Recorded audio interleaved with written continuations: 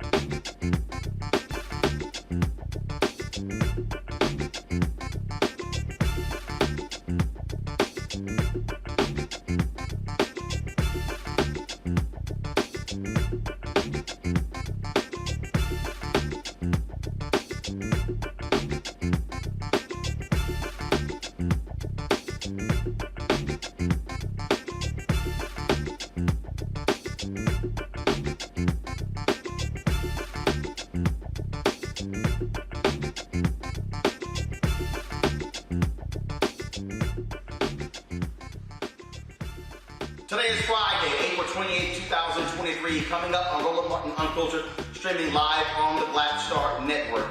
A Jackson, Mississippi family whose loved one was tased 80 times by cops. They are suing that police department. Keith Murriel's family, they're still waiting for the body cam video of the night that he died. Their family attorney will join us right here on today's show. Also, Just Leadership USA is launching in D.C. We'll be joined by the president and CEO to discuss how they plan to impact the political landscape. Folks, yesterday I was in Prairie View, Texas, for a news conference with the Prairie View A&M Alumni Association as they made a series of demands to the Texas A&M University Board of Regents who oversees PV. They said they will even look at suing the state to get PV to have its own board of trustees. We'll show you what their demands are. Also, we continue paying tribute to the great Harry Belafonte. We'll be joined today by actor and singer and activist Hill Harper, Glenn Turman, and also Reverend William Barber. It is time to bring the funk on Roland Martin Unfiltered on the Black Star Network. Let's go. He's got it. Whatever the miss, he's on it. Whatever it is, he's got the scoop, the fact, the fine. And when it breaks, he's right on time and it's rolling. Best believe he's knowing. Putting it down from sports to news to politics.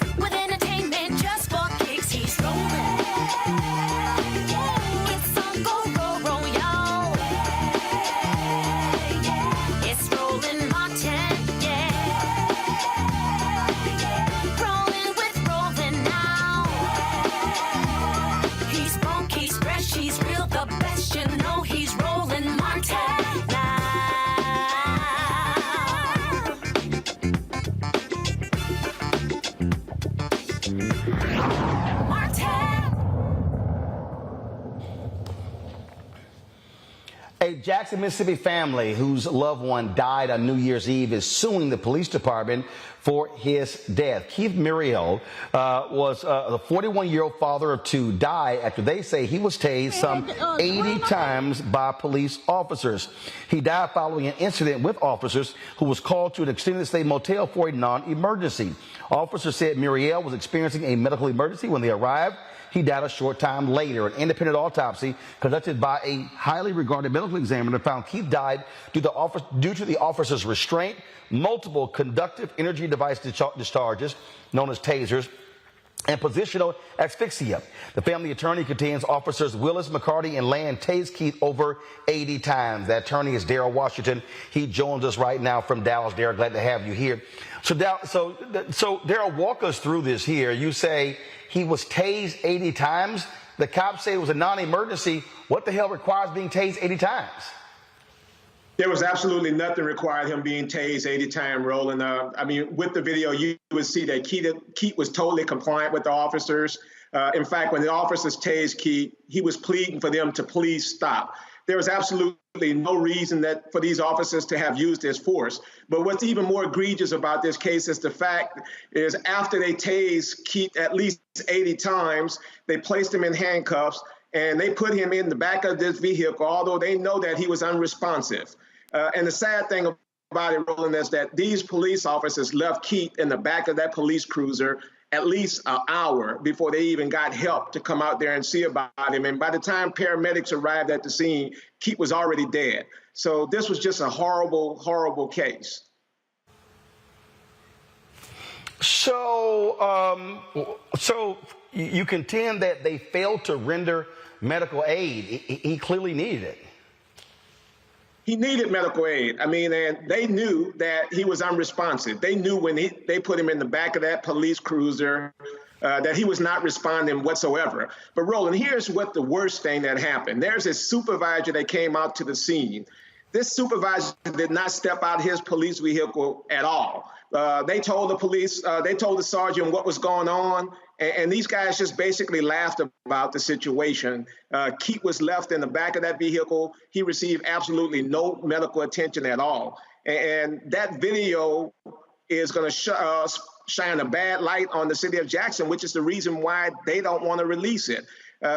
Based on witness accounts, Roland, these officers were using language that you and I would never use out at the scene, and they, quite frankly, did not care at all. These officers just seemed like somebody that was just pulled off the street and placed in police uniforms, and this is just a horrible case.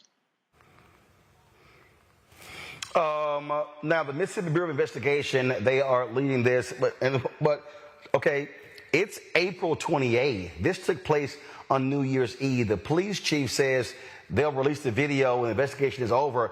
We all know how this works.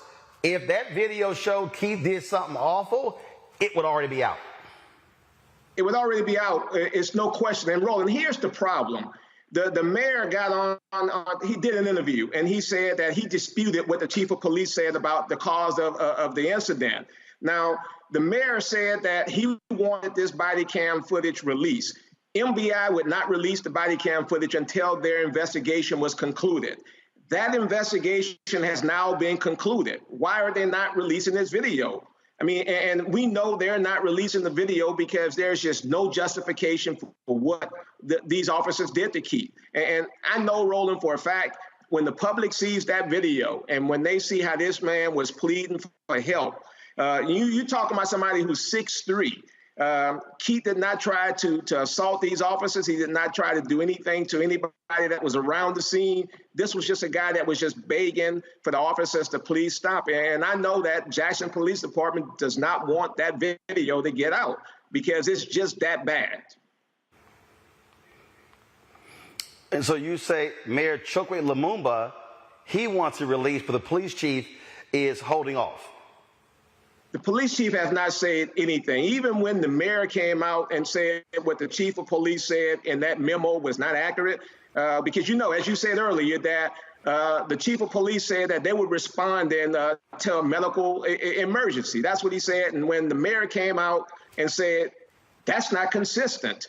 Not one time did this chief come out and try to clarify what he actually put into that memo. And we know, Roland, this is all about transparency. And we know if this case involves someone harming a Jackson police officer, that we would all know what happened. And we just want that consistency. And this is not what we get in this case. This is not what we get throughout the country. These body cams were designed for transparency. They were designed to let the public and more importantly, the family know exactly what happened to their loved one. And it's just sad that we're about to go into May now, and the family still has not gotten one word from the mayor, one word from the chief of police. And this is why we had no choice but to move forward with this lawsuit. I swear this is probably about the sixth or so story we've done the last couple of months that's coming out of Mississippi. Mississippi is bad, Roland. The family wanted me to tell you, they wanted me to thank you for covering this story because the family realizes that there's nothing that we can do to bring Keith back. But what we're trying to do with this case, Roland, is to try to stop this bad practice. There's just no reason for this to go on. Police officers take an oath to serve and protect. They don't take an oath to serve and attack. And we're trying to change the system. And the only way you can change the system is by taking these cases on to court and having them to produce their documents, having them produce their training records. And we know right now there's a shortage of police officers in Jackson, Mississippi. There's a shortage of police officers throughout this country. So what's happening is they're taking people off the street and they're not properly training them. And when you don't properly train someone and you give them a gun and a license to kill, these are the results that we get. And this is just something that just needs to stop. Well, I mean, this is why we do what we do, because unfortunately, very few of these cases rise to the attention of mainstream media on the national level. And the bottom line is these families want answers. And so if we're able to do it on this show, put it on social media, it generates the attention, because all too often, again, it takes a Herculean effort for national media to go, oh, now we'll pay attention. Right, and you're absolutely right, Roland. And I tell people all the time, for every George Floyd or for every Tyree Nichols case, there are thousands of these type of cases that people never hear about. So, you know, we need you to continue to let people know that these cases exist. And this is a major problem. This is not just a one-time situation. And as you say, Jackson, Mississippi is extremely bad. And I think Jackson has gotten to the point now, Roland, that people really need to come in and look into what's going on in this city, because this cannot continue. You cannot continue to harm people the way they've been doing. All right. Attorney Darrell Washington, we appreciate it, man. Thanks a lot. Thank you for having me, Roland. Folks, got to go to a break. We'll be back. Roland Martin Unfiltered right here on the Black Star Network. YouTube, folks, hit that like button. Also, folks, download our app, Apple phone, Android phone, Apple TV, Android TV, Roku, Amazon Fire TV, Xbox One. You can also watch us on Amazon News. If you go to Amazon Fire, click Amazon News. You can watch our 24-hour, 7-day-a-week Black Star Network live streaming channel. Support us in what we do as well. Of course, we want you to join our Bring the Funk fan club. Your dollars make it possible for us to do what we do. And so send check and money orders to P.O. Box 57196, Washington, D.C. 20037-0196. Cash App, $RM Unfiltered. PayPal, or Martin Unfiltered. Venmo is RM Unfiltered. Zelle, Roland at RolandSMartin.com. Roland at RolandMartinUnfiltered.com. We'll be right back. Black Star Network is here. Oh, no punches! I'm real revolutionary right now. Thank you for being the voice of Black America. All momentum we have now, we have to keep this going. The video looks phenomenal. See, there's a difference between Black Star Network and black-owned media and something like CNN. You can't be black-owned media and be scared. It's time to be smart. Bring your eyeballs home. You dig? Lost my daughter. I didn't know where she was.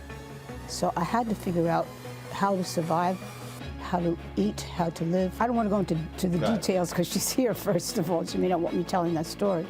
But possession of her, the family broke down, fell apart. I was homeless. I had to figure out, I didn't have a manager or an agent or anybody anymore, and I'm the talent. So I got to figure out how to be the agent. I had to figure out how does business work.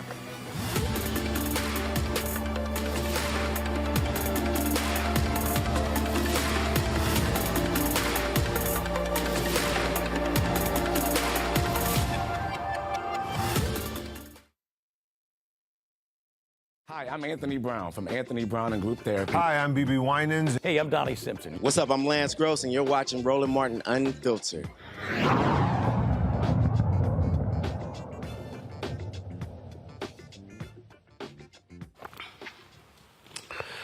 All right, folks. When we look at, again, these stories, unfortunately, they happen all too often. And what we end up with is, frankly, talks about settlements. My panel today is Matt Manning, civil rights attorney. Glad to have him here. He's out of Corpus Christi, Texas.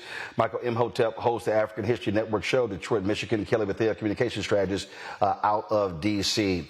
Matt, to Daryl's point, I mean, we can go on and on and on over and over and over again about these cases, and the public really doesn't understand how often this happens. When Samuel Sengawe did their research, talking about the number of people killed by cops last year was the highest ever, people thought the aftermath of the death of George Floyd was going to change things, but it hasn't changed things. You still have, only thing that's really changed are higher settlement payouts.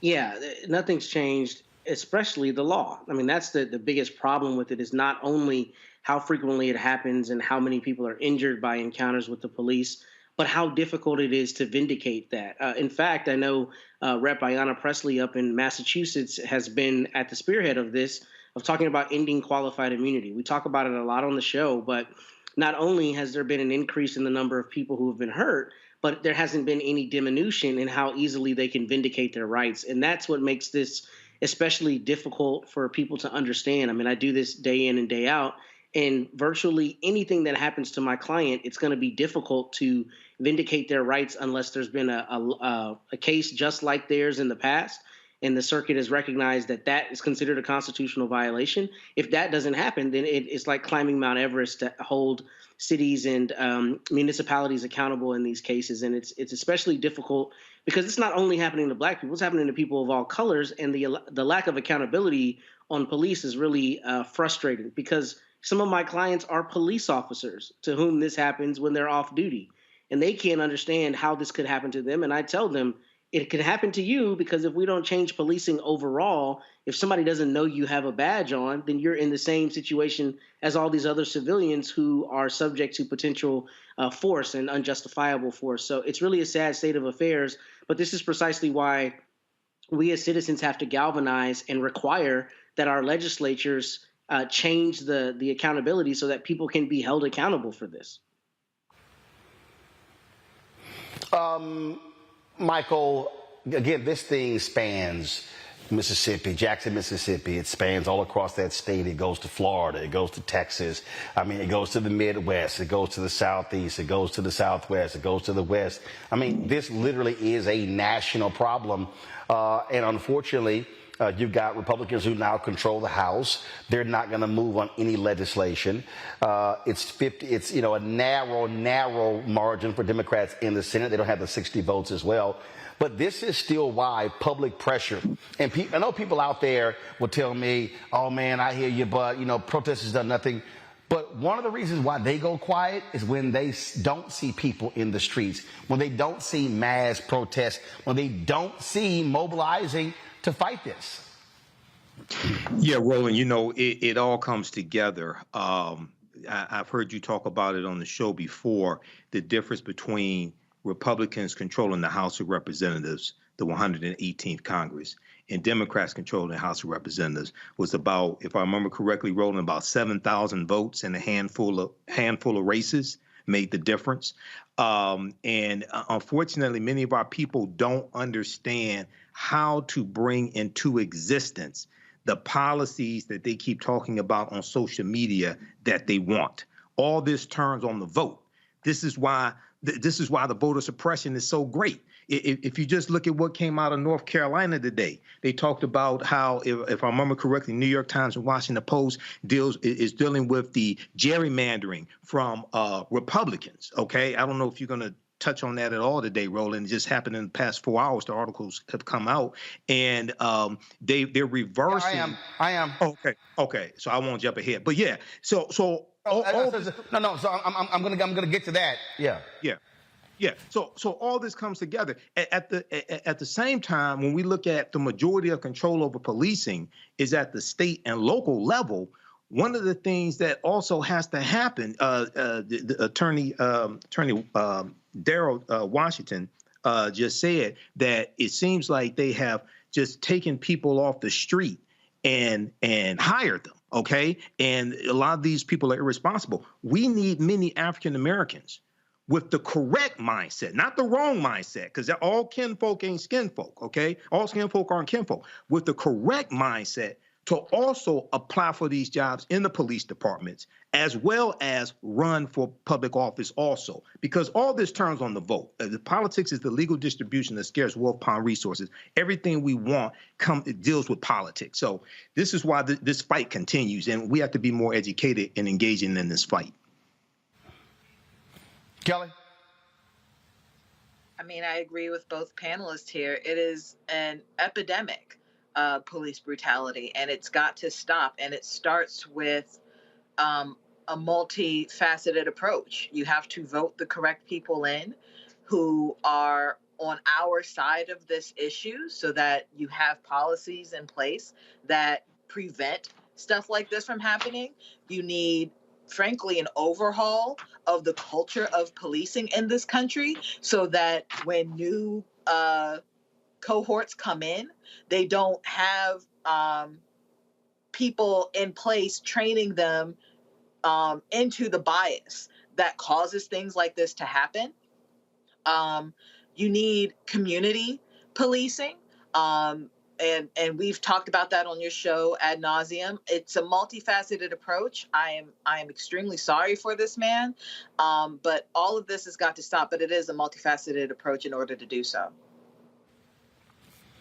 Folks, hold tight 1 second. We come back. We'll talk about politics, the battle to change what's happening in this country. We'll discuss what Republicans did today in North Carolina, which is absolutely abysmal and could have devastating impact on black folks. And the Prairie View A&M alumni, they are saying to the Texas A&M Board of Regents, make some changes or we are going to break away from the Texas A&M system.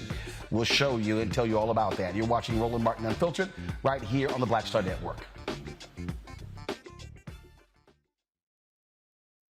Hatred on the streets, a horrific scene, a white nationalist rally that descended into deadly violence.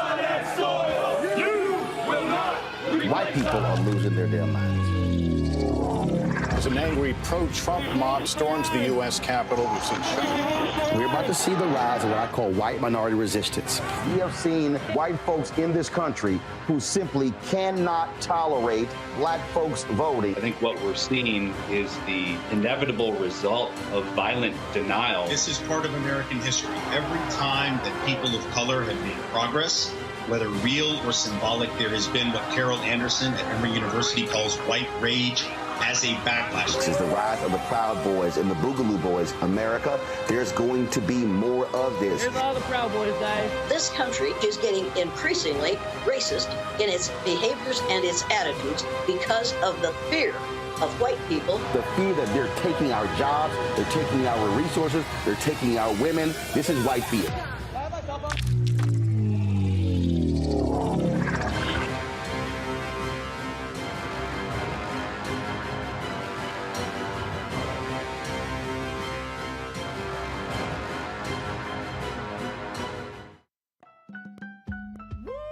We're all impacted by the culture, whether we know it or not. From politics to music and entertainment, it's a huge part of our lives, and we're going to talk about it every day right here on The Culture with me, Faraji Muhammad, only on the Black Star Network.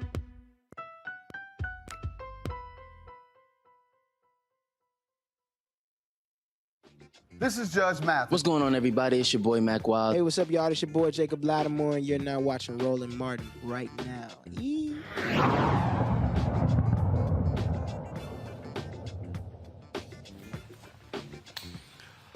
Folks, we always talk about if you want to change what's happening politically, you've got to mobilize and organize. Well, that's what Just Leadership does. Joining us right now is Deanna Hoskins. She's the president and CEO of Just Leadership USA. Glad to have you on the show. Thank you for having me, Roland. All right, so for our audience, tell them exactly what does Just Leadership USA do?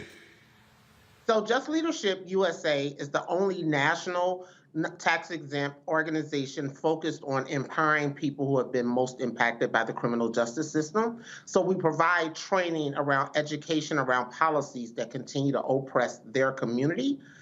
Moving into this weekend, we're actually mobilizing on a federal level around a Just Us Coordinating Council to address the issues and policies that have allowed the discriminatory practice that keeps us out of housing, employment, and medical opportunities after we have served our time. Okay, so you say you're organizing, and so, okay, but where is that? Just in D.C.? Is it all 50 states? So walk us through that. Thank you. So no, we're launching in D.C., but our members come from all 50 states, including Washington, D.C., to focus on those policies. There are a lot of administrative policies. When you talk about criminal justice, people think you have to do legislative change. There are actually policies on the books that are not implemented properly that is preventing us. One of those is the background checking companies. Background checking companies are regulated like credit reporting companies, but there's no accountability to the hundreds of them who have mobilized and allowed the fear to employers around people's criminal record.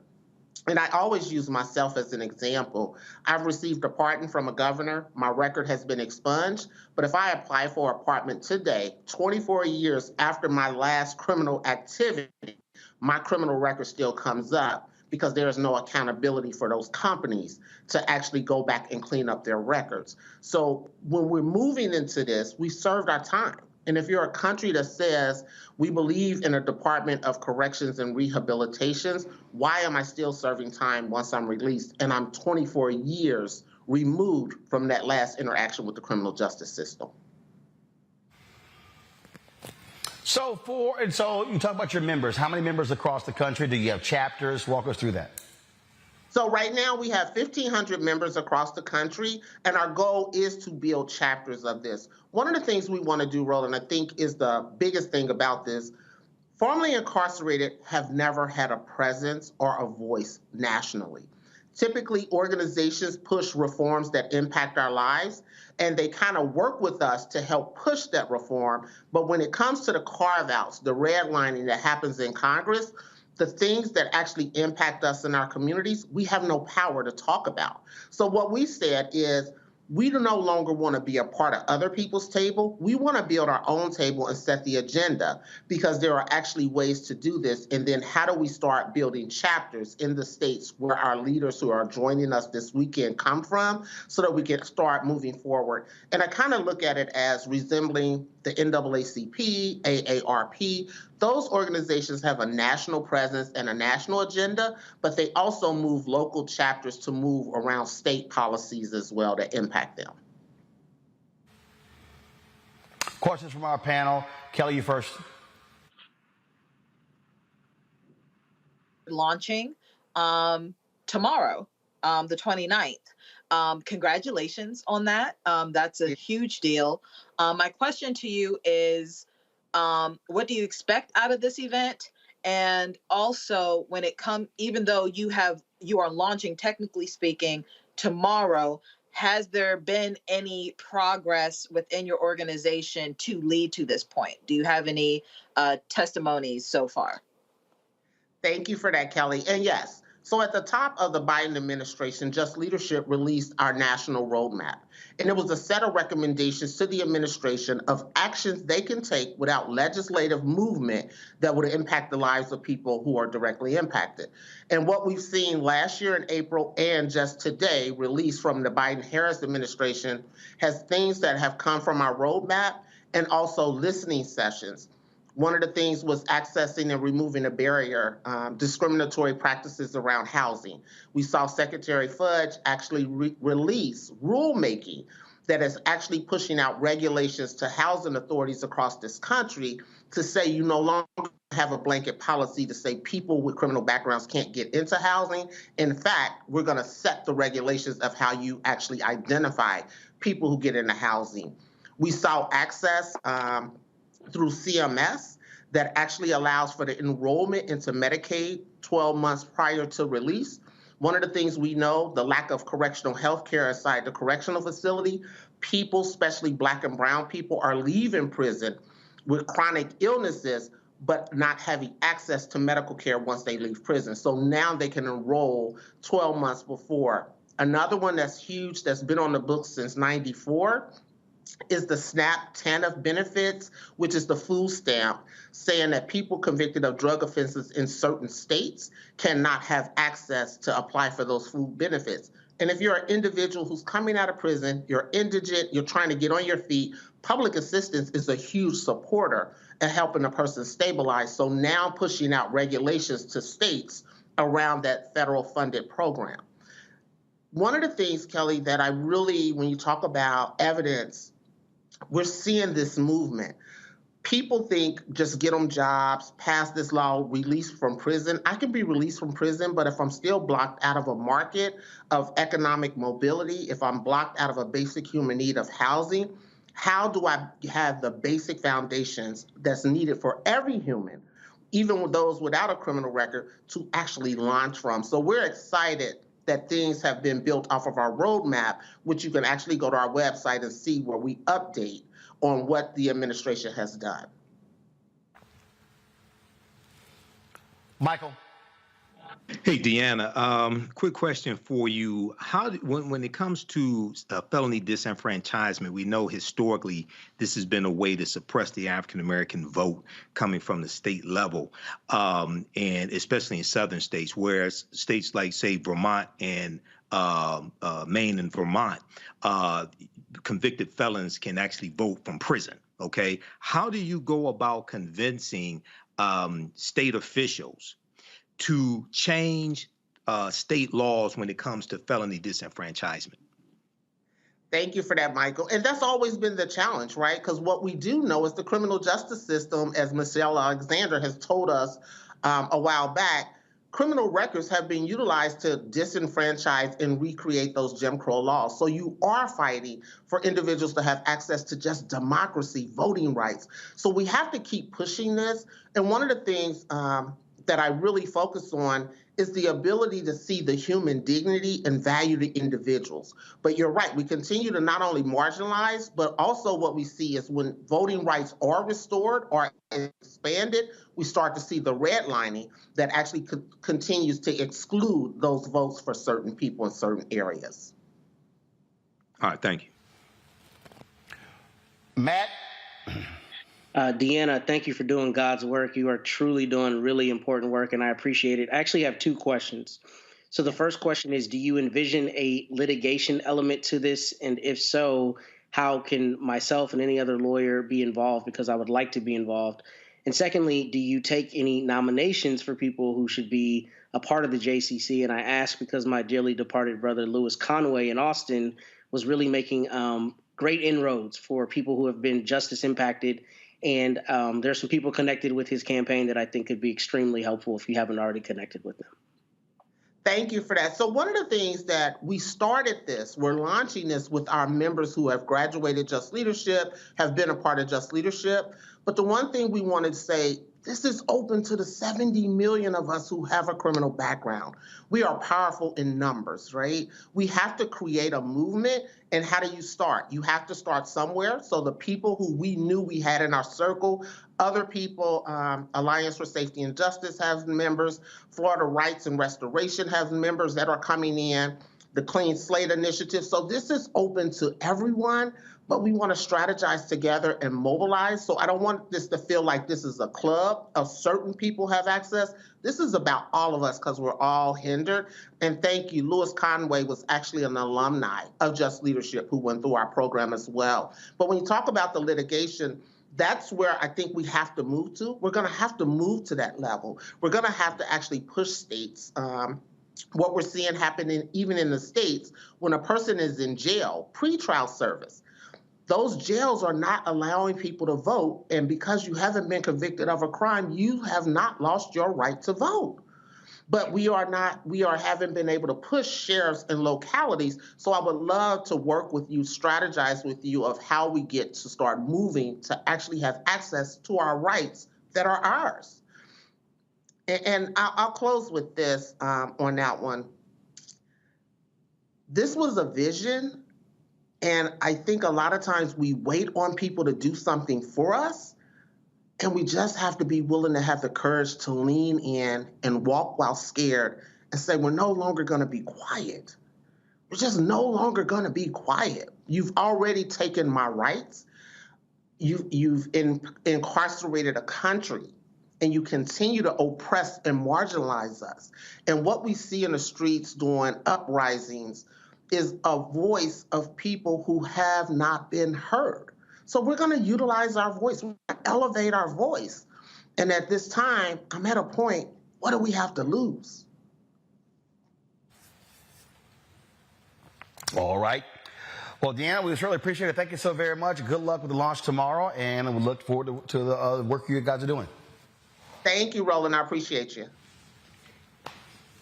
Thanks a bunch, folks. When we come back from this break, Prairie View A&M University alumni make it clear they want to see some changes when it comes to the governance of the university from the Texas A&M Board of Regents. They also want a Prairie View graduate on that Board of Regents. They've never had one in its history. Folks, you're watching Roland Martin Unfiltered right here on the Black Star Network, live from Houston. Back in a moment. Next on the Black Table with me, Greg Carr. We look at the history of emancipation around the world, including right here in the United States, the so-called end of slavery.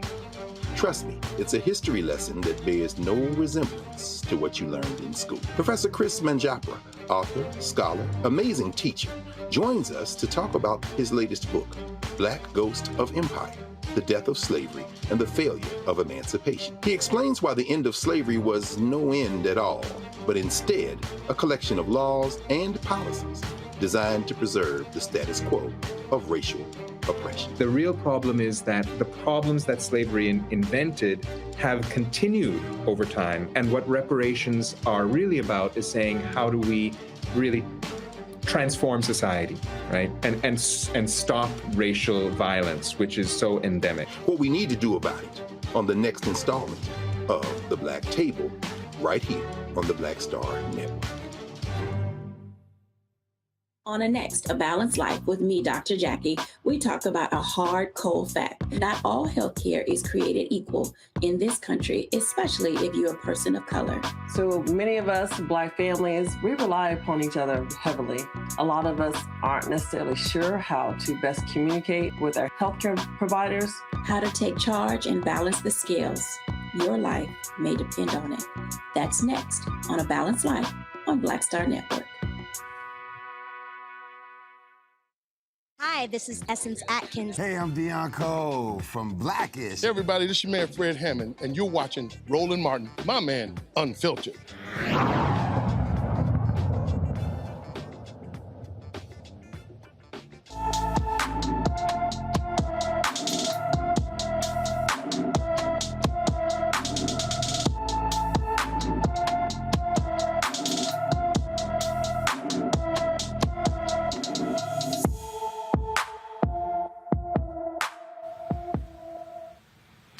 Brianna Brianna Robinson has been missing from Davenport, Iowa since March 22nd. The 16-year-old is 5 feet 7 inches tall, weighs 150 pounds, with black hair and brown eyes. Anyone with information about Brianna Robinson should call the Davenport, Iowa Police Department at 563-326-7979, 563-326-7979.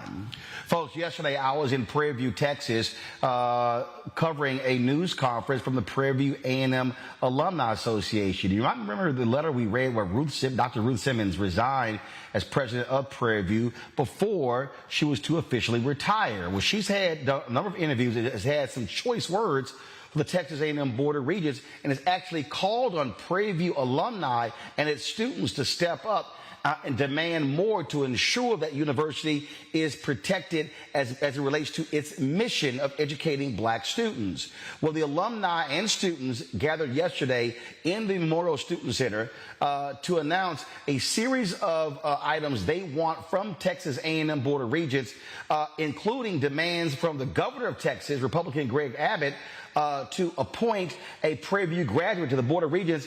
They've never had a PD graduate on the Texas A&M Board of Regents in its history. Here is some of that news conference. The National Alumni Association of Prairie View A&M University is calling for immediate action right now to ensure that our university is treated fairly and is provided with resources it needs to truly become an institution of the first class, just like Texas A&M University and the University of Texas. Towards this goal, the National Alumni Association of Prairie View A&M University will be creating a sesquicentennial commission to study the matter of Prairie View A&M University succeeding, separating from the Texas A&M University system as a potential step in the right direction. Right. The National Alumni Association also calls for the following actions, but not limited to. Number one, increasing funding for Prairie View A&M University that matches that of other Texas institutions of the first class. Number two, amending the state law to allow Prairie View A&M University to access 1/3 share of the available university funds interest from the permanent university fund. Most of you don't know, if you read the Texas State Constitution, there are only 3 first institutions. There are only 3 tiers.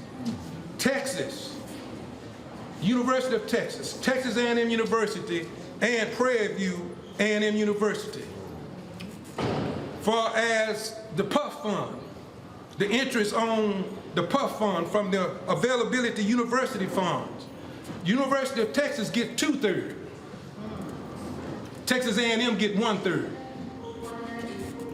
We are a first-class institution in the state of Constitution, just like Texas, just like A&M. Number 3, ensuring permanent representation for Prairie View A&M University on the Texas A&M System Board of Regents and all relevant Texas A&M University system committees. Number 4, developing the surrounding city of Prairie View to create a vibrant and thriving community for students, faculty, and residents, so that students don't have to travel down the road to Sci-Fair. If you ever been to Bryan College Station, it looks like a miniature Houston, Texas, and it's the same land grant. Started at the same time with Prairie View. There's no way that the city of Prairie View should be looking the way that it's looking today. Number 5, creating a school of public policy for this university to increase the broad pattern of democracy to produce vibrant and thriving communities. We holding them accountable what's already written down in the state constitution and in the Texas Higher Education Code, title number 3, subchapter B, where it lists Prairie View. Number 6, investing in research and faculty development programs at Prairie View A&M University to promote innovation and technological advancement. Number 7, fulfilling outstanding programmatic and building commitments, fully funding the state-of-the-art facility that can host the Texas Institute of the Preservation of History and Culture of our university, and the establishment of a full-service and nationally significant African American Museum of Texas at Prairie View A&M University that is already called out in the Higher Education Code. Number 8, implementing a juvenile crime prevention center in all Texas counties to receive agency status. Establishing a fully accredited medical school here at the university to prepare students for entry to medical professions. Yes. Number 10, carrying out the university's mission to support the Black communities in the rural and urban areas. That's what Prairie View was created to do. Number 11, executing the university's original mission by making the extension program an agency and not a program. We have the agriculture extension program here. It should be an agency. If you're an agency, you can receive money through the government, allowing us to be in every county in the state. Number 12, and they're not limited to these actionable items, making Prairie View A&M University a Sea Grant, a Space Grant, and a Technology Institution of the First Class. It amazed me, Texas A&M started at a land grant, but now they are Sea Grant. They are Space Grant. Well, Prairie View is a first-class institution also. We are a flagship institution just like them. PWIs, they got started in 1862, and perhaps Frank gonna correct me if I get it wrong, but they started in 1862 as a land grant. They're getting their money. They're getting their money. I think that the federal government gave Texas A&M $50 million, where the state of Texas gave them $196 million. And so we as alums, we have to stay focused. I challenge you, go read the Texas State Constitution. Go read Title III of higher education. Everything that we're trying to hold them accountable is already written down. But we have not, I'm talking about the National Alumni Association, been in existence for 121 years. We have not addressed this from a political standpoint. Now is the time. That's a political standpoint. What about a legal standpoint? So Alvin Chambliss used to be at Texas Southern, led the lawsuit against the state of Mississippi, that historic funding. $577 million settlement in Maryland. Tennessee State is fighting for their money. And so are you also demanding a state committee do an audit that has Prairie View been historically underfunded and determine what that number is, and will you consider suing the state of Texas? Yes. The answer to that is yes. You want to elaborate on that some more, Frank? Yes, we're going to take the same actions that would.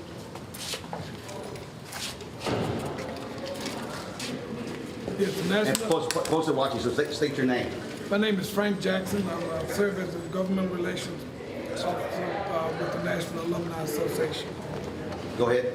Yes, the National Alumni Association is committed to take whatever action is necessary for us to receive our fair funding. That includes legal action, just as we had to do during the OCR settlement agreement, and that yielded some returns on that action. But we need to go further and demand what we need to do. When we take this kind of legal action, we seem to get people's attention, and we start getting what's rightfully due for these students here at this great university. And for the folks who don't know about that OCR settlement, explain that. That's the Office of Civil Rights settlement. It was a settlement, and it came out of the Ayers case, and they said there were vestiges of de jure segregation still evident in both Prairie View and Texas Southern University, and they had to remove that, but they kind of did it in a roundabout way. They created programs, built buildings, and then we had to go and recruit students. We should now be at somewhere around 12,000 students in order to break even with the buildings and the programs that were created. And so we're trying to get this thing up front and deal with it before it even gets off the ground by getting the kind of money we need to do what it needs to be done to uplift this great university. And so when you're talking about, again, the level of resources, one of your demands is that potentially breaking apart from the A&M system. So would that mean having your own board of trustees, just like Texas Southern University? Yes, so stay right there, Frank. They can hear. So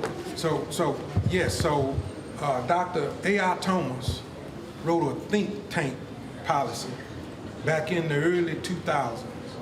And the goal is that we're going to pull all the brightest minds of Prairie View that produces productive people, and we're going to do a think tank, and we're going to look at the advantage and the disadvantage of staying in the A&M system. Okay? Got to look at the advantages and disadvantages of staying in the Texas A&M system. If we find out that the disadvantages outweigh the advantages, that's when legal pursuit will start. And we'll put together a plan on how we're going to separate from the system.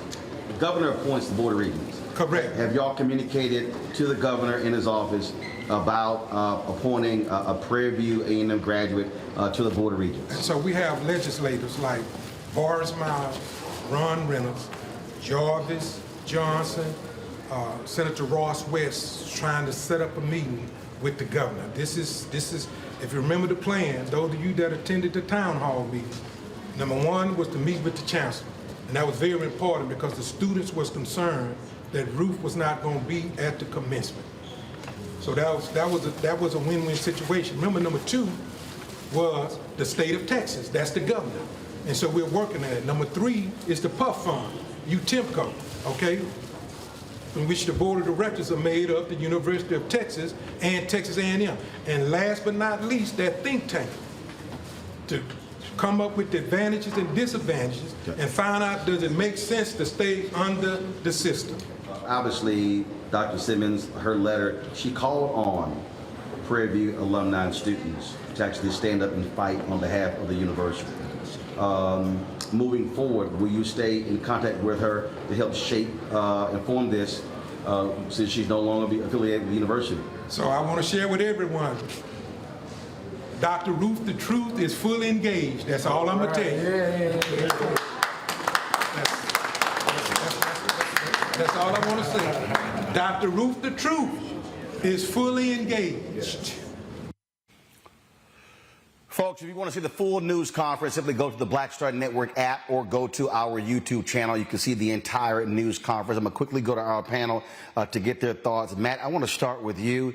This is the thing that, look, they make us some demands. Ruth Simmons, in her letter, people actually read her letter, she told the folks, the alumni and the students, fight for your university to do what's right. And she has been very clear of what needs to happen. And so this is also something every graduate of a historically black college university that is a state school is going to have to understand, especially with Republicans controlling the legislature and the governor's mansion in the South, where many of our schools are located. I'm with you. Lawsuit. I think they need to go further. I loved how they had it set up. I read the Constitution as they were talking, or as you were playing that clip. And in fact, the Constitution expressly says that that Board of Regents has to make just and equitable appropriations to both Texas A&M, Prairie View University, and then the rest of the schools in the Texas A&M University system. So I would hope that the genesis of this lawsuit would be, for years, you've not made just and equitable appropriations. And the reason they haven't is because the regents get to set the criteria for said appropriations. So they need to go further, in my opinion, by not only demanding an alumnus be on the board, but also a current student. When I was at Howard, we had the undergraduate trustee, and that person went in there and fought for the current students. So PV is currently in the trust of those current students, and I think they need to have representation there as well. I have no illusions that Greg Abbott and his cronies will either not listen or make it very difficult for this to happen. But in the state of Texas, as you well know, Roland, our public universities have a great deal of money that they pull from that PUF fund.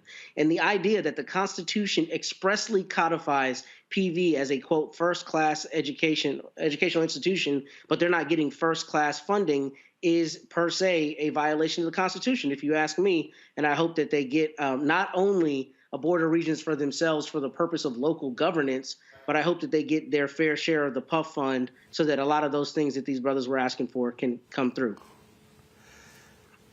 Kelly, look, we saw what happened with the lawsuit in Maryland. It took 13 years, let's be real clear. But the bottom line is it resulted in a $577 million settlement. I mentioned the one in Mississippi. Look, sometimes you got to have a legal strategy plus a political strategy plus a protest strategy. Real quick. Absolutely. I was actually about to allude to the Maryland lawsuit.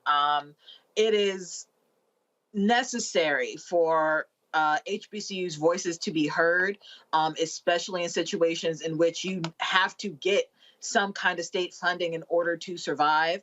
And especially when there is evidence of, quite frankly, de jure segregation between the PWIs and the HBCUs in whatever system they are within.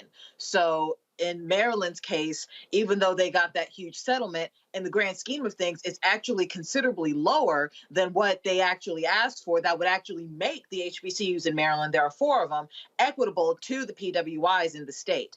I hope that Texas has a more favorable outcome in that it is true equity between all the institutions within that university system, because at the end of the day, it's not about egos. It's not about, power and politics. It should be about the students who are attending these institutions and what quality of education they're going to receive at the end of the day.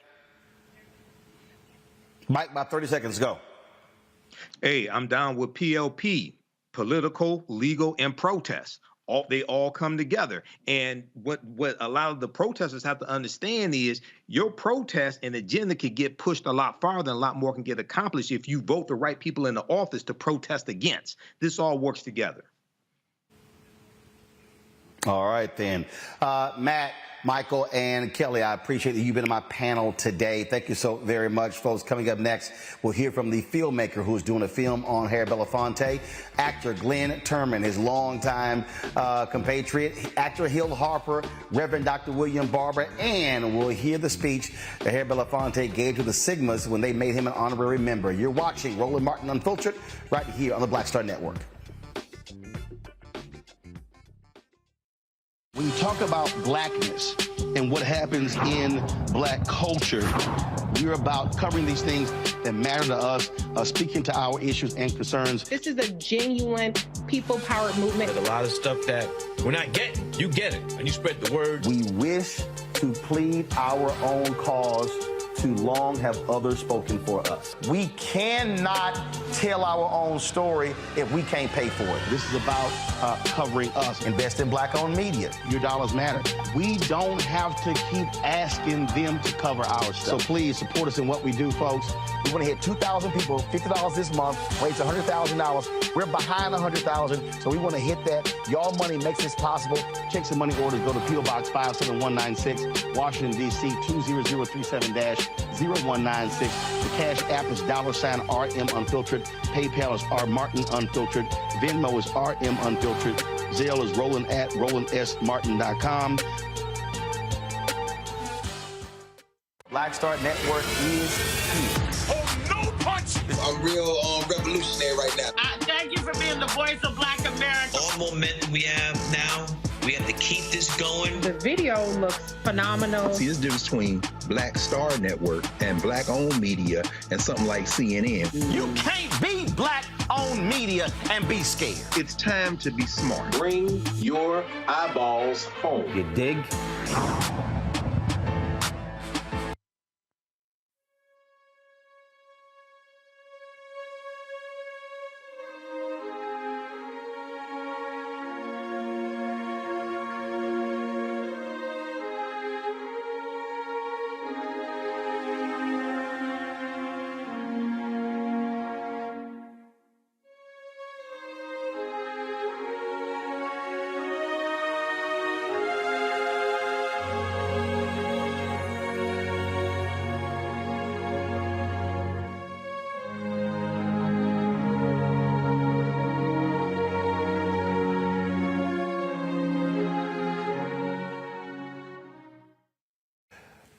Folks, this is day 4 of our tribute to the great Harry Belafonte. Any of you saw his documentary, Sing Your Song?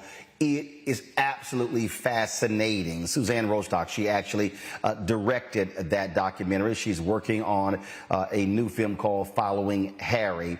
She joins us right now along with the great actor. I should go over there and grab my cowboy hat, Glenn Turman, who joins us as well. So maybe I'll race over there and I'll grab my hat to make Glenn more comfortable, especially since I'm here in Houston. Glad to have both of you here. Suzanne, I will start with you. I remember when I was in Mr. B's office, and he gave me a copy of the DVD of Senior Song, and y'all did 800 hours of footage. Correct? Correct. Well, yeah. That is crazy.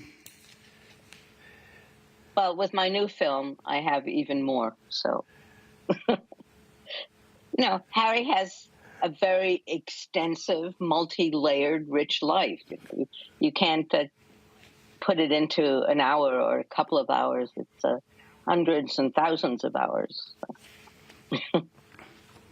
And see, I think that's what's great because again, I mean, typically when you've had lots of work, and this was when. So let's see. I guess when did Sing Your Song come out? Was that 2012? 2010. It opened Sundance in 2011, but it was finished in 2010. Got it. So yeah.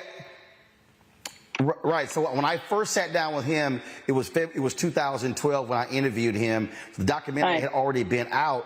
And so that was still 13 years of stuff. And he was still working. He was still moving. He was still going places, still being active.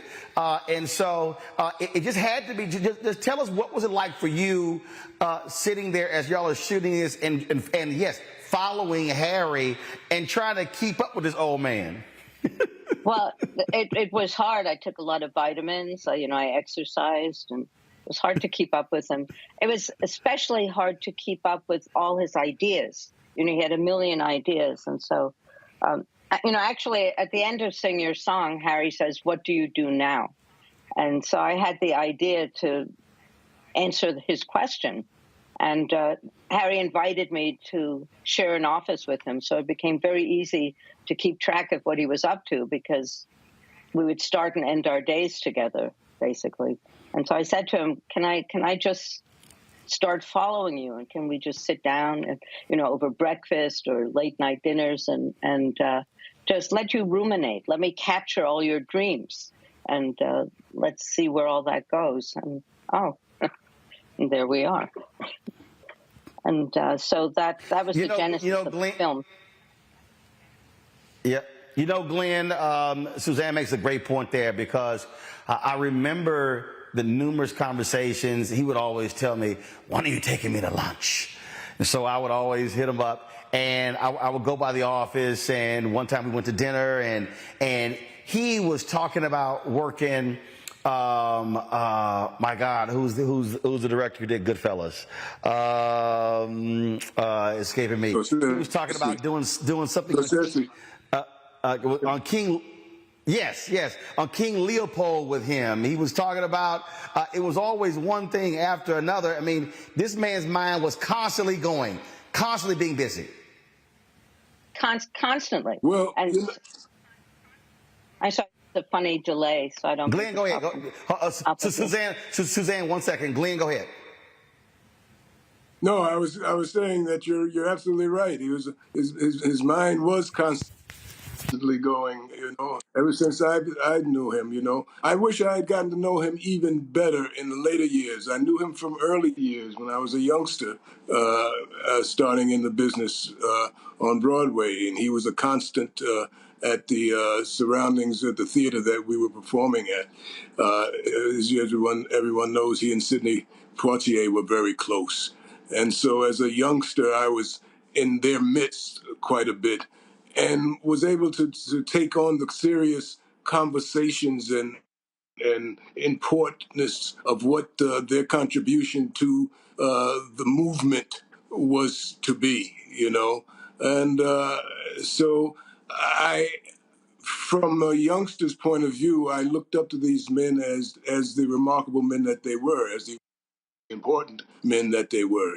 There are certain people who come through our sphere, and lend more than you would ever imagine that they had or we needed to be lent to our dialogue. And those men, Harry and women, Harry was Belafonte was amongst those men,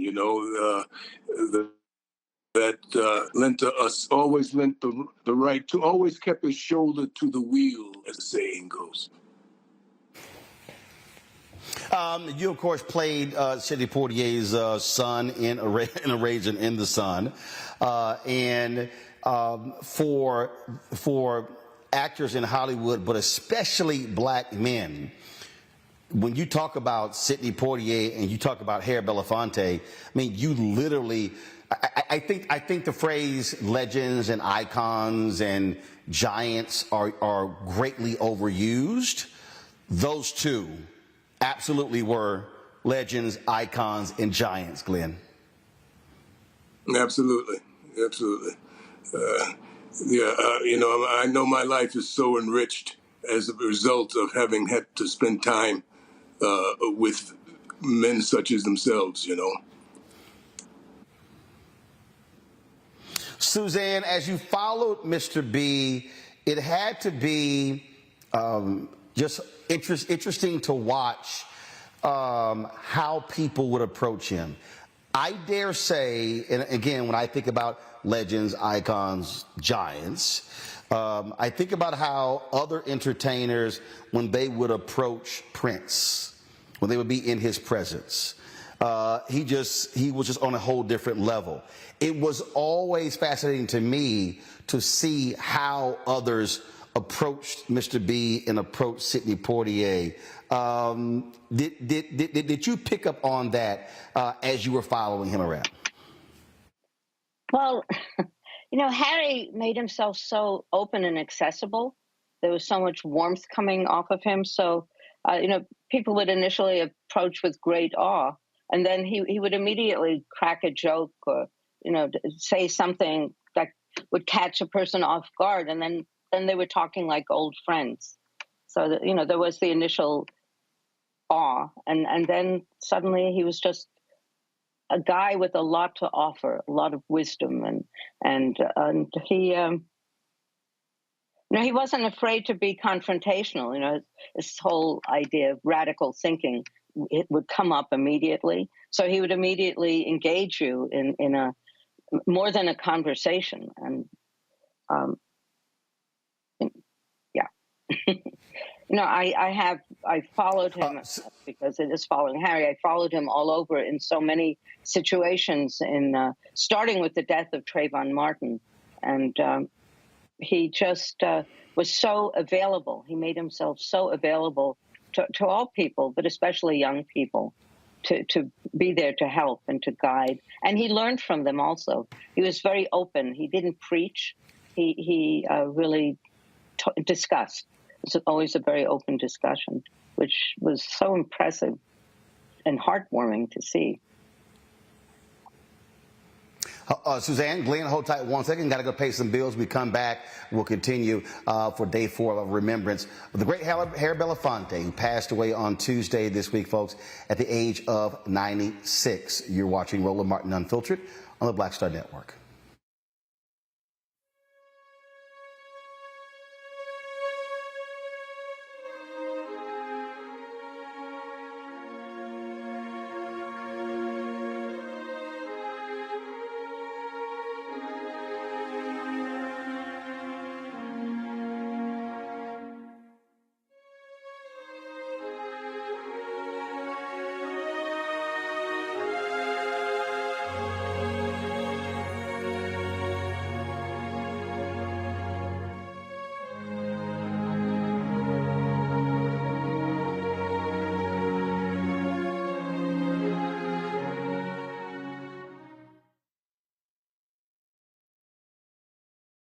Next on the Black Table with me, Greg Carr.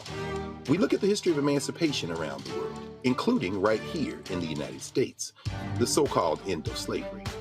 Trust me, it's a history lesson that bears no resemblance to what you learned in school. Professor Chris Manjapra, author, scholar, amazing teacher, joins us to talk about his latest book, Black Ghost of Empire, The Death of Slavery and the Failure of Emancipation. He explains why the end of slavery was no end at all, but instead a collection of laws and policies designed to preserve the status quo of racial oppression. The real problem is that the problems that slavery invented have continued over time. And what reparations are really about is saying, how do we really transform society, right? And stop racial violence, which is so endemic. What we need to do about it on the next installment of The Black Table, right here on the Black Star Network. I lost my daughter. I didn't know where she was. So I had to figure out how to survive, how to eat, how to live. I don't want to go into the details because she's here, first of all. She may not want me telling that story. But possession of her, the family broke down, fell apart. I was homeless. I had to figure out, I didn't have a manager or an agent or anybody anymore, and I'm the talent. So I got to figure out how to be the agent. I had to figure out, how does business work?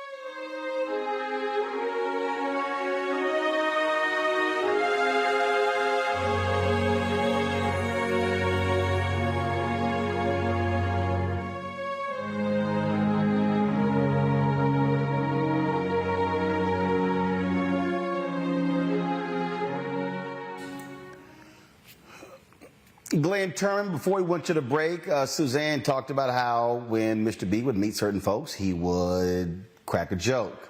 That was one of the things that I always loved. He had an absolute wonderful sense of humor and an unmistakable and undeniable laugh. Any remembrances of that part of Mr. B, somebody who was very serious in the work, but who also could be very funny? Well, yes, he was always kidding around, you know. He had a very playful side to him, you know. I love the way he, his daughter Sherry and I would tease one another around him, and he would always join in on that fun. So yes, he was a father, you know. He was a well-rounded human being, you know, and I got a chance to see all of those sides, you know, and all of those sides, you know, he brought to his work, you know.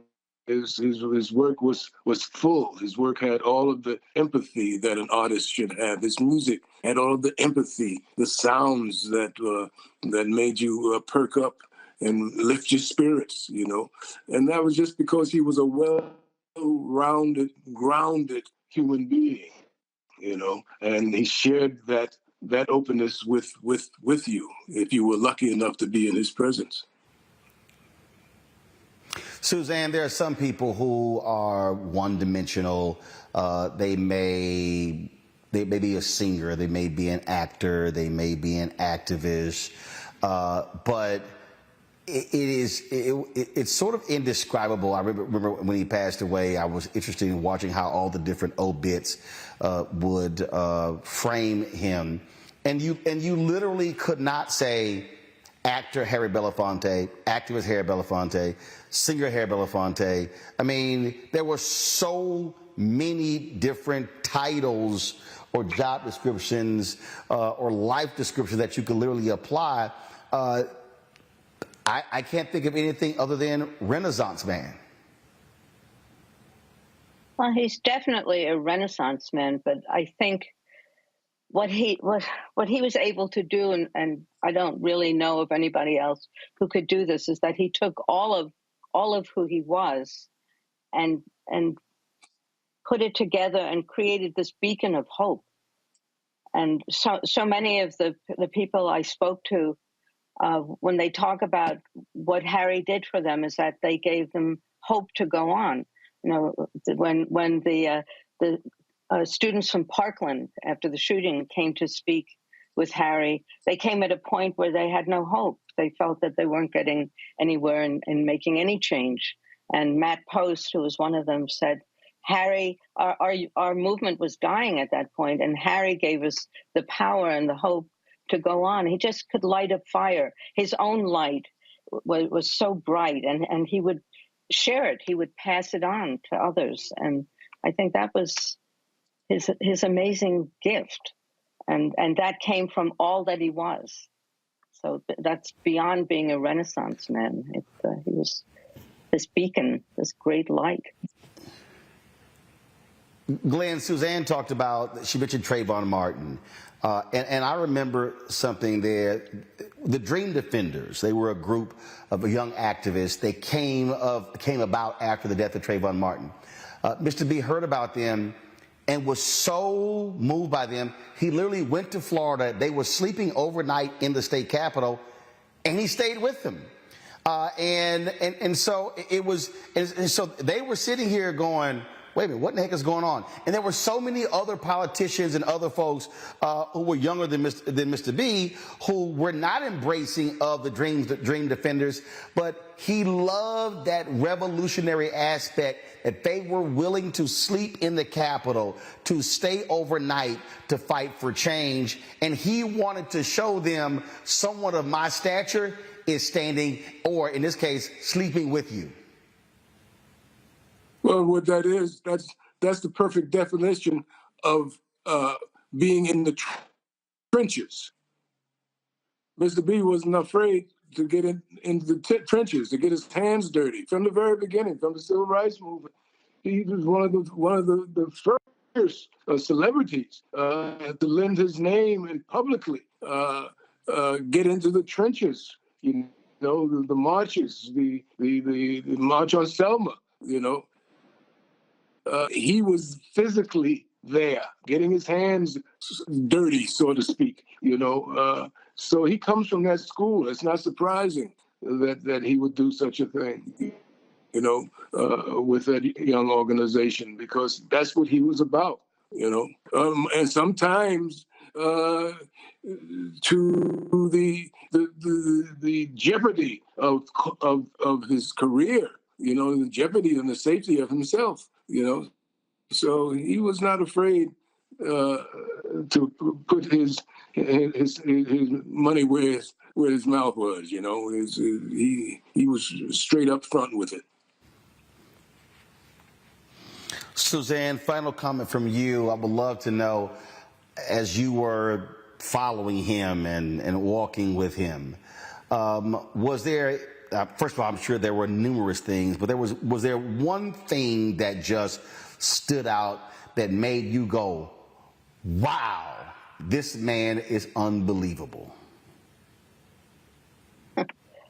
Well, there were a million things, but when he went down to Florida and stood in the center of the occupied state capitol, and he stood there and said, I'm here because you called. I'm here because I'm part of your history. I'm here to let you know that those who came before are here to help you, to guide you. And that was so, that kind of sums up everything to me. It was so heroic, it was so clear, and it was so powerful. And he was always there. He was always willing to be there, not to send a message, but to actually put himself in the center of it. And he did that in Ferguson and over again. And as you saw in Sing Your Song, he did that over and over again, you know, with We Are the World and with Selma and with the March on Washington, and on, right into the present, and he's still doing it. You know, it's hard to believe that he's physically not here, but all that he set into motion is in motion, and he's here alongside it. Yeah. And on releasing following Harry. Yeah. So there are some people.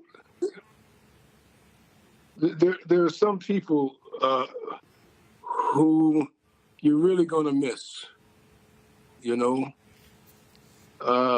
some voices that we're really going to miss. I don't even think we understand how much we're going to miss for some of the voices that have left us in the not too long ago, recently. Harry, of course, being one of them. You know, Maya Angelou, one of those voices that you still will hear. You know, as we move forward as a people and a nation. You know, James Baldwin's voice still rings out. You know, Ruby Dee's voice still rings out. Harry Belafonte's voice will still ring out, and that's a voice that we're going to hear as long as we are here. You know. Glenn Turman, Suzanne Bostock. First, Glenn Turman, I appreciate you joining us for this Harry Belafonte tribute. Thank you so very much, my brother. Thank you. Thank you for having me, brother. Thank you so much. Always. Yes, sir. Thank you. Suzanne, when is your film dropping? When are you going to be done? Yeah, that's a question my producers ask me daily. It's still a work in process. We would like it to be done to have an effect on the next election. I think Harry's words, he's so powerful in it. It would be so great to wake people up for the next election. Soon. Well, when it is done and you're ready to promote it, we will be ready to share it and promote it with our audience. Suzanne, we appreciate it. Thanks a lot. Thank you. Thank you. Folks, when Harry Belafonte became an honorary member of Phi Beta Sigma, he simply did not just accept that award. As always, he had a challenge for the Sigmas. You with this honorary membership certificate, which reads, "This certificate presented to Harold G. Belafonte Jr. is a member of Phi Beta Sigma fraternity and as such entitled to all rights and privileges and cooperation of the fraternity. In witness whereof, the said fraternity has caused this certificate to be signed by its duly authorized officers and sealed with the seal of the fraternity on this 9th day of January." And by the way, the 9th of January is our founding date. Signed by our Executive Director, Darrell Anderson, and Jonathan Mason, International President. Congratulations, Mr. Belafonte.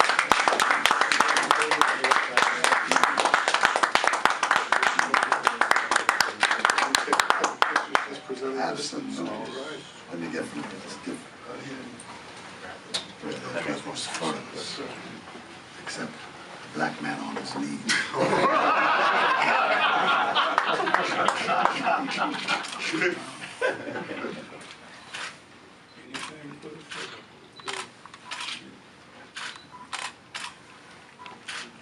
All right. Welcome. All right, Mr. Thank you so much. And then, thank you so much. All right, and then we want to present to you our membership pin. We'll hold it for you. This is our honorary membership pin. And I would ask our International First Vice President if he would, only because my hands aren't steady, Mr. Belafonte. I'll do that for you. All right.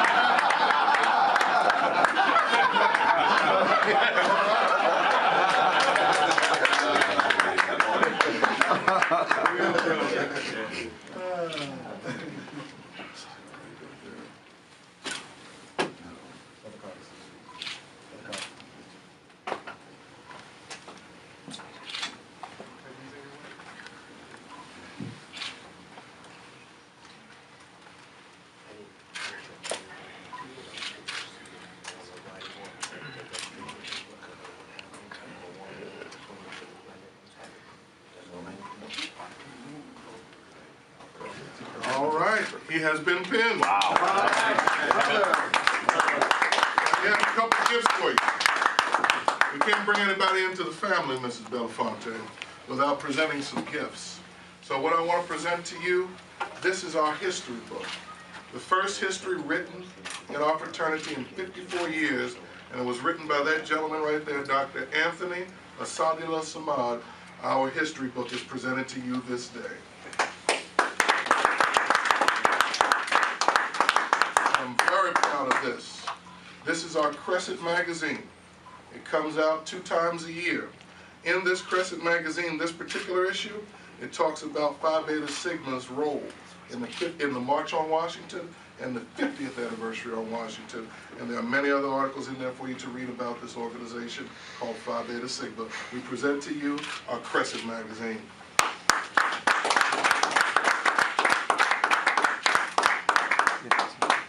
All right, and I can give those to your wife because we would like to hear just a couple words from you, Mr. Belafonte. My brothers and my friends, I present to you the newest honorary member of Phi Beta Sigma Fraternity Incorporated, Mr. Harry Belafonte.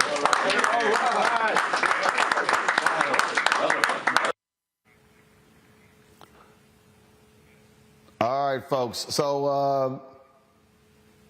folks. So that's not the video I was looking for. So we'll work on that and have it Monday, because when Harry Belafonte actually spoke to them and challenged them in terms of when it comes to leadership of black men. So we'll get that video and find that for you. Got to go to break. We come back. We'll be joined by actor Hill Harper and later Reverend Hill Harper and Reverend Dr. William J. Barber in the next half hour. You're watching Roland Martin Unfiltered on the Black Star Network.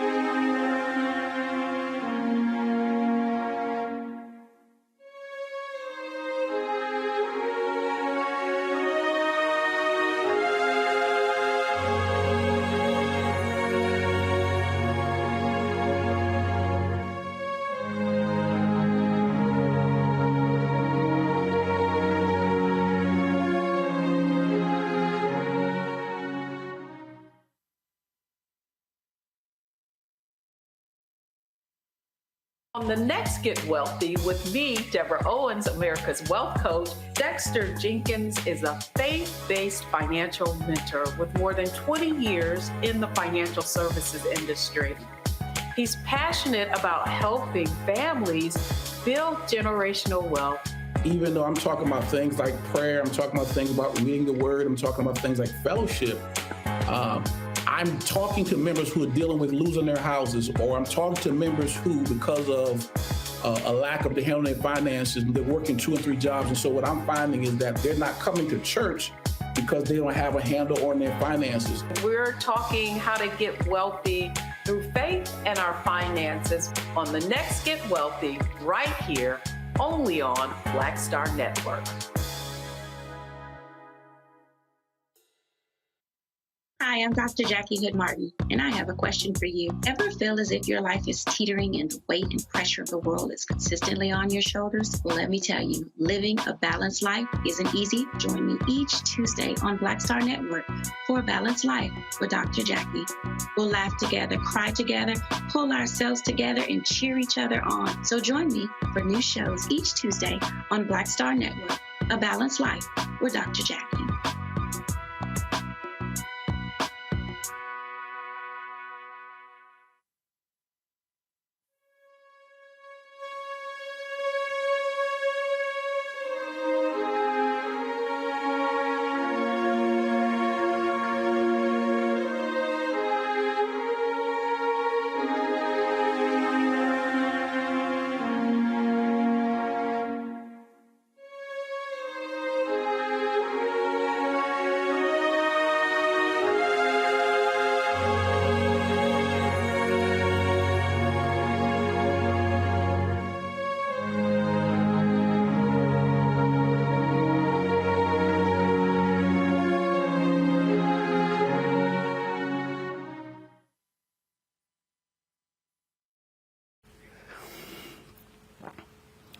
If there was one area where Harry Belafonte really was always focused on, and that is the poor in this country. He wrote about that, growing up poor and his mom being poor, and how that had such an impact on her, and how it never ever really escaped her, even after he began to do well. It was an extraordinary story in his memoir. And this was just one of the things that he talked about. And so in a moment, we're going to talk with Reverend Dr. William Barber about that. Right now, I want to show you a clip from my interview with Mr. B, where he talked about his legacy. He talked about how he wanted to be remembered. This is from our 2017 conversation. Why do you still do this? You love the French Riviera. You could be hanging out along the water, enjoying yourself, beaches and sun. Why come into this office? Why do this work? Why spend this time on the phone? Why still go to these meetings? Why still on the battlefield? Because everything that has rewarded me in life, everything that has rewarded me in life comes out of that environment you just described. It comes out of this office, comes out of the song I sang, came out of the movie that I did, came out of the platform that I had. If I'd never been in this movement, I would never have gotten to know Nelson Mandela so intimately. Because what I brought to the table with Nelson, and certainly Madiba brought to me, was something that could only have been in the mix if we were both in the place we were in. When Dr. King called me up and said, I'd like to meet with you. You don't know me, but I have a request to make, and I'm coming to New York. I'd like to talk with you. And we met in the basement of the Abyssinia Baptist Church, and what should have taken, according to him, 20 minutes, took 4 hours. And when that meeting was over, I was in his parade forever. When I talked to A. Philip Randolph, when I talked to Eleanor Roosevelt, I can go on with a list of celebrity and the power of that century that touched my space, that said, you are worthy, that said, you help us. We delight in what you do. We are rewarded by it.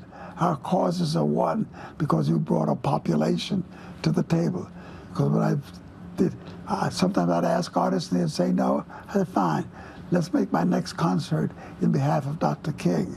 And I would take time out in that concert to let Dr. King have the platform to speak on the issue. And most of the audiences would write me afterwards and say, we never expected it, but thank you for introducing us to Dr. King. Well, that's worth $1 million. And I am more rewarded by being in that space than I am being in the south of France, which incidentally, I do occasionally. Years from now, there's going to be a kid who's going to read a book, who's going to hear Dale. There's going to be a kid who may come across a sculpture, a painting, a movie, and they may ask the question to their parents, who is this? Who is this man? What do you want that parent to say to their child who Harry Belafonte is? I would say he was a great patriot. And that does not come by glibly. I am motivated to say I'm an American, but I find it very difficult to be an American. I find it difficult, like Jackie Robinson did in singing the Star Spangled Banner, because the images that come to mind is not Lincoln and Roosevelt and Washington. They helped a little. But what really made me committed to this country was that such noble men and women, Harriet Tubman and Sojourner Truth, who felt the real sting of slavery, who fought against that and changed history, changed the paradigm.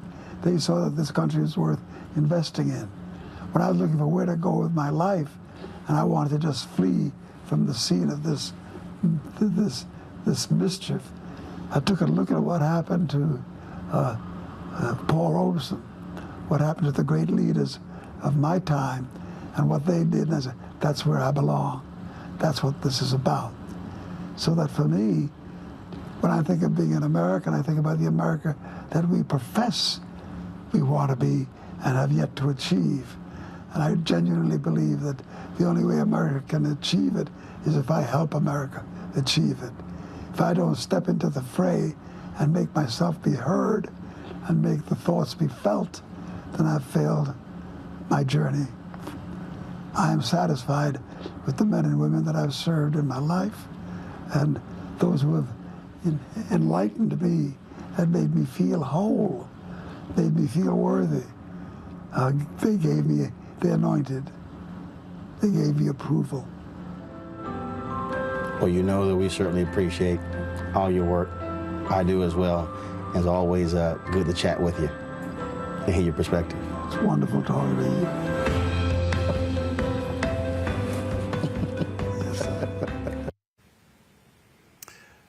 Joining us now, Reverend Dr. William J. Barber. Dr. Barber, glad to have you here. One of the things Harry Belafonte always fought for was the poor. They're doing the exact same thing. It really is a continuation of the work. Yeah, it really is, Roland. I was sitting there listening to that interview that you just did with him, and it was so powerful that he said what really matters, what really made a difference in his life, and why he got up every morning. In my household, you had to know about my mother, who's a great musician. You had to know about Harry Belafonte, and you had to know about Nat King Cole. But Harry Belafonte never was satisfied with America saying one thing and being another. One of the quotes, Roland, that I live with is when he said, "Dissent is central to my understanding of democracy." Dissent is central. And he was always, didn't matter where he was always raising that critique. He raised it with black leadership. He raised it with white leadership. He raised it with the country. And he knew that we have to finish that vision of Dr. King of addressing these three evils of systemic racism, poverty and poverty and militarism. And now we like to add two to that: ecological devastation and the denial of health care, and the false moral narrative of religious nationalism, because they all intersect. And so I think Roland has said that the way you honor people like him is through imitation. You don't just build monuments and museums and put that picture up. You go to work. You go to work every day for the cause of justice. And, you and I were talking the other day. A statistic just came out that said poverty is the fourth leading cause of death in America. Think about that. Higher than heart attack, strokes, and diabetes. And I was thinking about this. Harry Belafonte, if he was speaking on it, he would not mince words, and neither can we. And that means if we're true to his memory, we have to dissent from the kind of policies that exacerbate poverty, and we have to call it what it is: social, political, policy murder, where people are literally dying because of that which could be fixed, but we refuse to fix it with our public policy. And we've got to fix it, and we have to stay consistently in the arena of dissent until there's health care for everybody and living wages for everybody and basic care and concern for everybody. We can never give up what he said, dissent being central to our understanding of democracy. And when we talk about this battle, we saw what took place today in North Carolina. Republicans now control the state Supreme Court 5-2. The hard-fought battles that you and others have engaged in to block voter ID, to stop voter suppression, to end partisan gerrymandering. Now Republicans want to institute that. North Carolina is split right now, 7-7 in the congressional delegation, 7 Republicans, 7 Democrats. And Republicans, they want to change that. This is, again, the type of stuff that Harry Belafonte was fighting against with Dr. King. It continued through the 21st century, and it continues today. He is no longer with us physically. This is where, as you said, you thank someone, you appreciate their work by picking up that mantle and saying, we'll take it from here. The first time I met Harry Belafonte, I was getting an award with the Advancement Project. It was in the middle of the Tomorrow Monday movement. And he said that he had heard about the movement. Don't turn around, don't stop. Next time was in his presence, I was invited by George Gresham to speak at Union 11, SEIU 1199. And he said, I was the keynote. And then I got there. I said, well, who's the opening? And he said, Harry Belafonte. I said, no. But in the backstage, Harry Belafonte said, I asked him to let you go be the keynote, because you need to tell folk about this movement. It's interesting that Monday, we re-announced that Murriel Monday is starting again in North Carolina. The Supreme Court did what they did in North Carolina today, a political coup d'etat. The Supreme Court in North Carolina has decided that it is going to be the enemy of democracy. That means we got to fight again. That means we're going to have to go to the federal court. That means we're going to have to mobilize. That means we're going to have to vote these folk out, because none of them won by more than 2% of the margin, or 2% of the votes.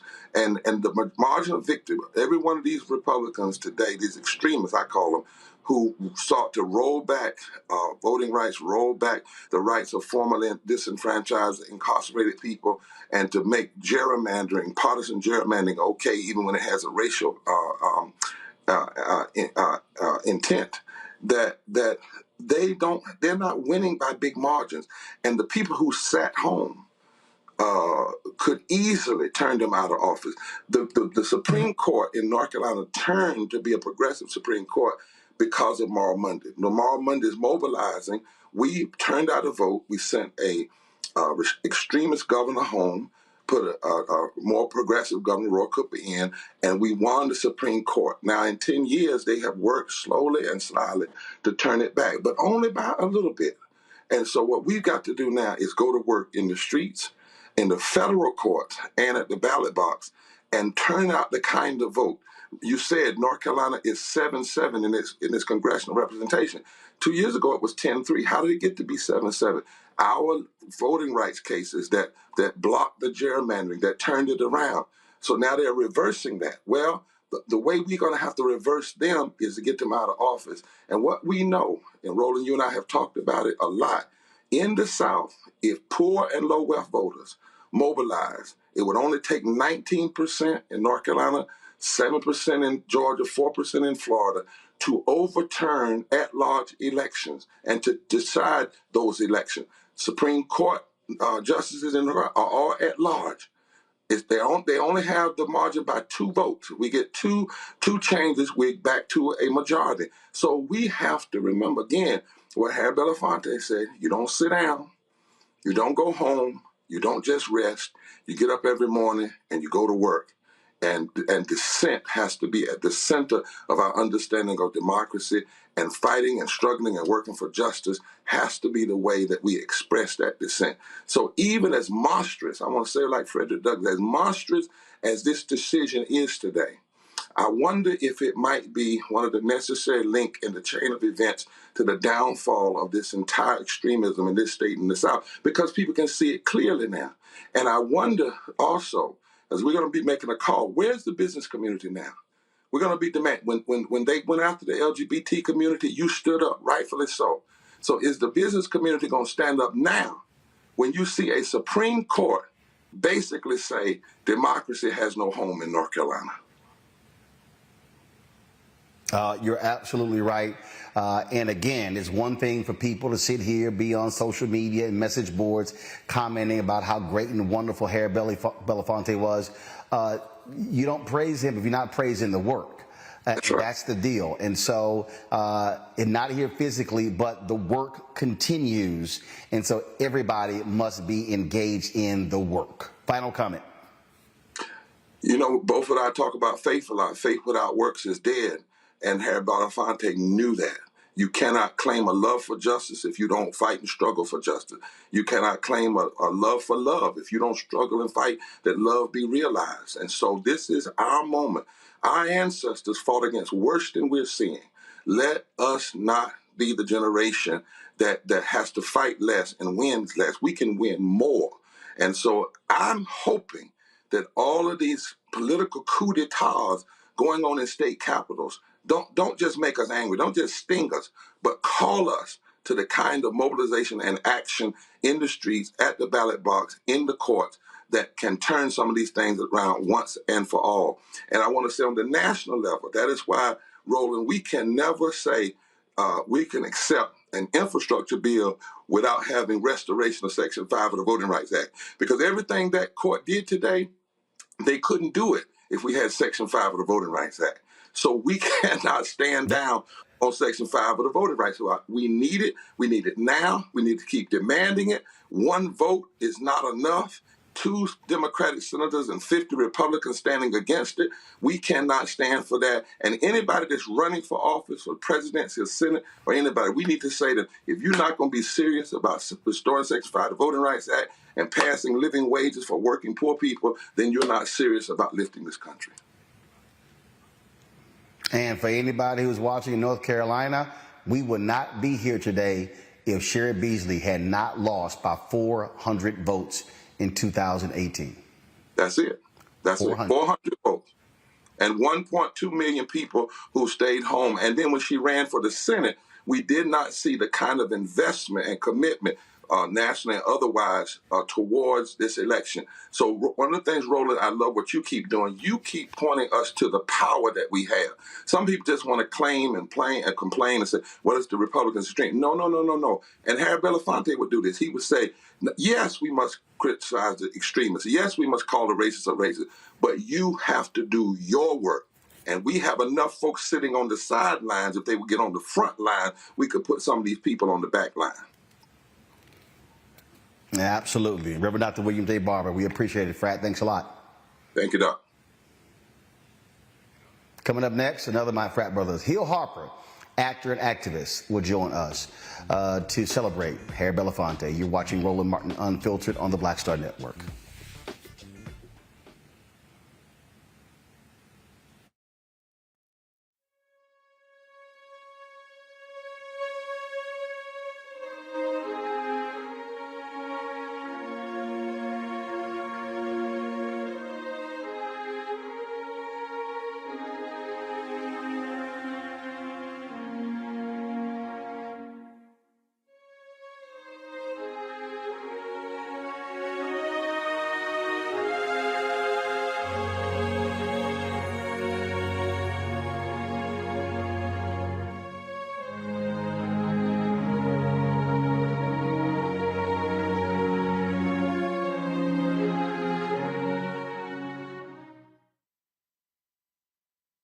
Hatred on the streets, a horrific scene, a white nationalist rally that descended into deadly violence.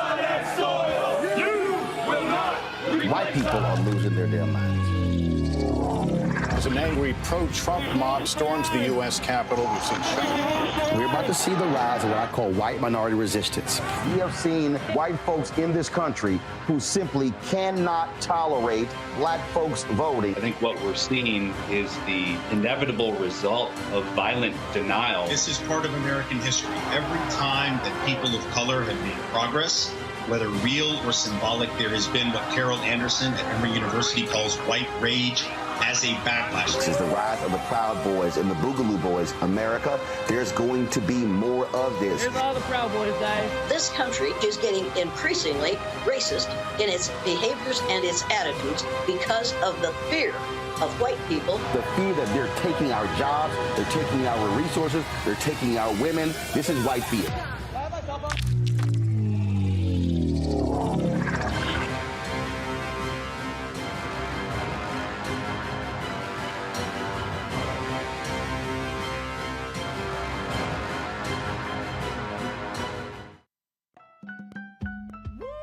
We're all impacted by the culture, whether we know it or not. From politics to music and entertainment, it's a huge part of our lives, and we're going to talk about it every day right here on The Culture with me, Faraji Muhammad, only on the Black Star Network.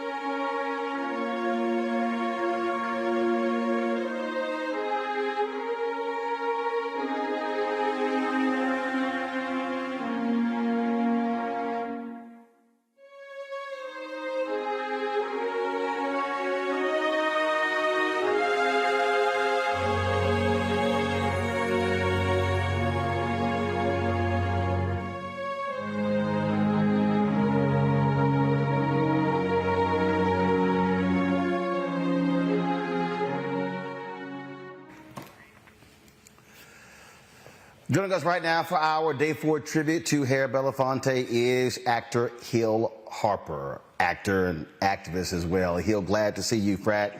Earlier today, I was watching the video when Jamie Foxx got Entertainer of the Year for the NAACP Image Awards in 2013. And he stood up there and he said, you know what, I was going to talk about me and what I've done and my family. He said, but after standing there and watching Sidney Poitier and Harry Belafonte challenge us to do more, he said, I realized I have to do more.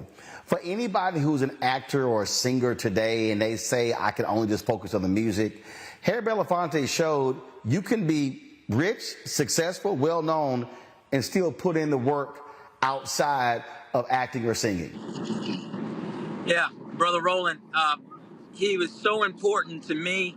I became an actor because of people like Paul Robeson, people like Harry Belafonte, people like Sidney Poitier, people like Ossie Davis, that I had the pleasure of working with on Get on the Bus, who Spike Lee sat me next to him, and that was one of my first projects. And Ossie told me very directly, if you are going to be an artist, particularly a black artist, you have to be an activist and you have to be political. And when I had one of the greatest honors of my career was when I was asked to do a fireside chat with Mr. Belafonte, or let's call him King Harry, the real King Harry. And he told me the exact same thing that Ossie Davis had shared with me years before in my career. He, along with all those others we mentioned, represent the best of us. And, you know, in whatever small way I could, I have always felt that it's an incumbent upon us to use whatever platform we have to be political and to be activists and to be involved in bettering our community and bettering our country. Seeing that image that you just showed of him at the Lincoln Memorial speaking, or seeing him carry a picket sign, I'll tell you today, I carried a picket sign today because it was Workers' Memorial Day, and I was supporting the U.S. Postal Service workers from the AFL-CIO because they were protesting their working conditions. We have to do this work. And I'm so proud of you because you represent that through and through as well, owning your own distribution network, doing this work, speaking about it. And we're all part of the cut from the same cloth of King Harry and Mr. Belafonte.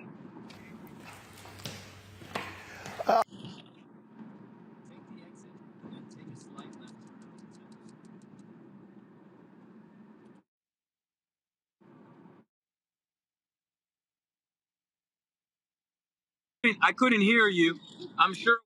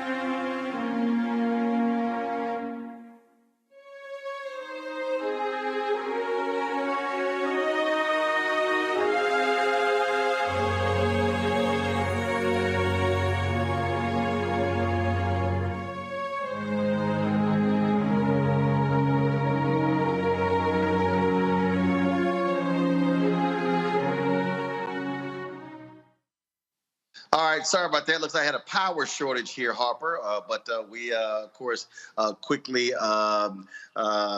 improvised, so I had to hop on Skype.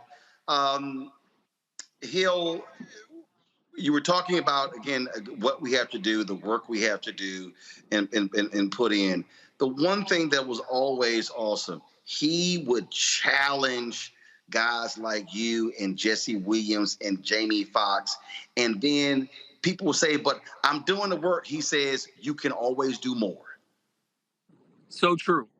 And we need to be challenged and we need to be held accountable, because the simple fact is that if you ask most people, are things getting better these days or are things getting worse, particularly for marginalized communities of color, where we are, where I'm right now. I'm driving around Detroit, and I look to my left, vacant building, boarded up, empty lot. Look to my right, same thing. So we all have to do more. And it's not just the athletes and the entertainers that he would challenge. He would challenge each and every one of us, because if you look at our voter participation, you look at how many people are actually running for offices. We are getting our booties kicked in terms of energy, the opposition, who are running people for library boards, PTAs, school boards, trustee boards. They're taking our books away because they're filling those positions, yet we turn out less. Now, I'm not blaming our community for that, but we have to be honest and hold each other accountable to what we're willing to do and how hard we're willing to lean in. And I'm proud that Harry Belafonte would challenge us. All the times you met him, you talked to him, what's the one thing that stands out? That's final comment. Well, you know, the main thing that stands out is his grandeur and his sense of purpose and gravitas, but his also ability to smile and have joy. I think sometimes we confuse the idea that you have to be deadly serious all the time. You know, think about people like greats like Harry Belafonte or Muhammad Ali. You know, they were quick with a wit, quick with a smile. And let me say this really quickly. The other thing that stands out to me is someone like Gina Belafonte, who, if you live your life with that type of legacy, what gets passed down to the next generation is the emulation of that. She is someone that I've been able to work with and have so much respect for how she approaches this same type of civil rights and human rights work. And I just pray that my son Pierce maybe sees in some small way, me and the work I do. And when I'm gone, he's going to pick up the mantle of human rights and civil rights in that type of work, just by viewing the work and being in close proximity to that. And so I guess that it's really the legacy is the big takeaway, and the fact that we all have to be like King Harry. Indeed. Hill Harper, always good to see you, my brother. Thanks a lot. Thank you, brother. Appreciate everything you do, Roland. Thank you. Thank you. Folks, that is it for us. I'm headed to Los Angeles tomorrow, Carson, California, to host the Donnelly Jazz Festival. I'll be the co-host. I'm a co-host on the stage from 2 to 6. Bill Bellamy is 6 to 10. Looking forward to being there. Also, I'll be emceeing the George Lopez VIP party on Sunday, and then playing in his golf tournament on Monday. I'll have some video footage from that. And then, of course, Tuesday, I'll be kicking it with Bill Bellamy for his podcast in Los Angeles, and I'll be coming live from LA as well. So quite the busy weekend. Folks, thank you so very much. And shout out to the 3 students today who were gifted my scholarship at Jack Case High School in Houston. If you go to our Black Start Network app or our YouTube channel, you can actually see the live stream of that as well. Folks, that's it for us. We will continue our focus and celebrate Harry Belafonte this weekend with more content next weekend as well. So, folks, y'all take care. Have a fabulous weekend, and I'll see you next week. Holla!